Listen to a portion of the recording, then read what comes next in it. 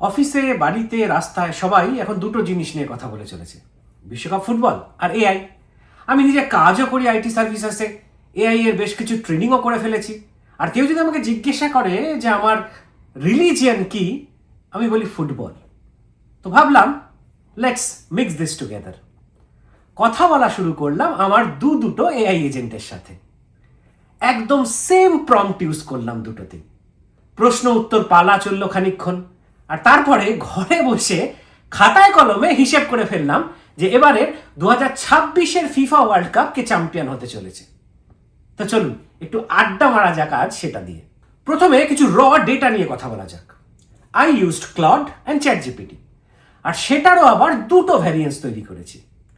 কোনটা কার মডেল সেটার মধ্যে যাচ্ছি না, তবে মোটের ওপর ফাইনাল আউটকামটা যা দাঁড়িয়েছে সেটা হলো একটা এআই মডেল দুটো ভ্যারিয়েন্সে চ্যাম্পিয়ন করেছে স্পেন আর আর্জেন্টিনাকে, আর অন্য একটা এআই মডেল দুটো ভ্যারিয়েন্সে চ্যাম্পিয়ন করেছে ফ্রান্স আর আর্জেন্টিনাকে।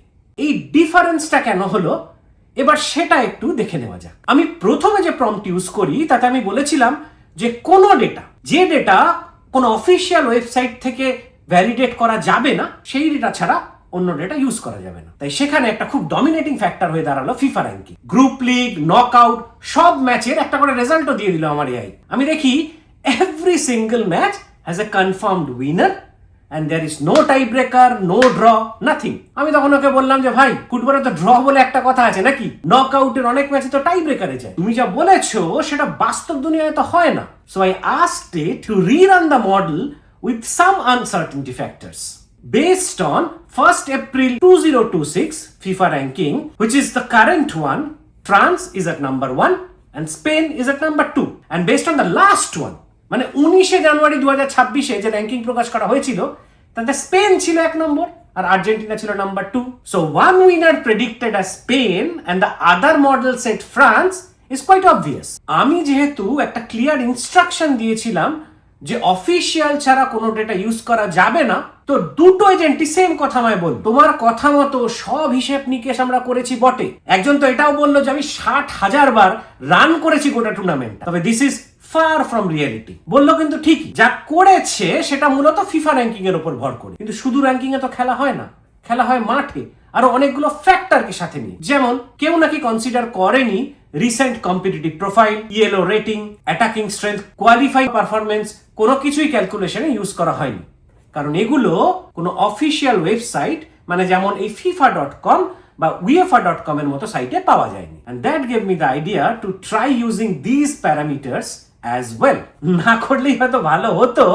এদের দুজনকে যখন আমি বললাম যে ঠিক আছে অফিসিয়াল নয় বাট ভেরিফাইড ডেটা ইউজ করা যেতে পারে, নিজে কোনো ডেটা ক্রিয়েট করবে না, and the result is something I did not like at all.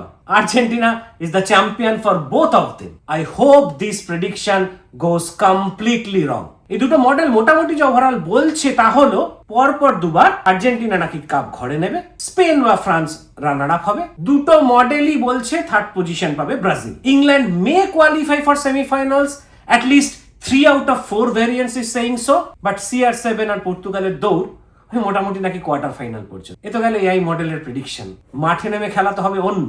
খুব কম গ্যাপে বিশ্বজোড়া ক্লাব লিগ গুলো শেষ হওয়া আর ওয়ার্ল্ড কাপ শুরুর মাঝখানে লম্বা লিগের ধকল, চোট আঘাত, কিছু না কিছু কোনো না কোনো টিমকে ভোগাবেই। বিশ্বাস করতে কষ্ট হলেও এটা মোটামুটি জানা যে আজকাল প্লেয়াররা যতটা ডেডিকেশন আর এফোর্ট নিয়ে ক্লাব ফুটবল খেলে, দেশের হয়ে খেলার সময় সেই সমপরিমাণ এফোর্ট তাদের থাকে না। and also they do not get enough time যাতে একটা দুরন্ত বোঝাপড়া তৈরি করা যায় অ্যাজ এ টিম। তারপরেও কোনো না কোনো আনকোরা নাম কোনো একটা ম্যাচে জ্বলে উঠবে, কিছু আপসেট হবে আর শেষমেশ ব্রাজিল চ্যাম্পিয়ন হবে। Keep an I on my social media channel. Rose rose video করা হয়তো হবে না, কিন্তু স্টোরি বাড়িলে প্রতিদিনের এআই প্রেডিকশন গুলো আমি দেওয়ার চেষ্টা করে যাব। আপনারাও জানাতে থাকুন না আপনাদের কি প্রেডিকশন, একটু ঝগড়াঝাটি হোক নাকি। And जाने से पहले, out of 4 variants, one has predicted a quarter-final match between Portugal and Argentina.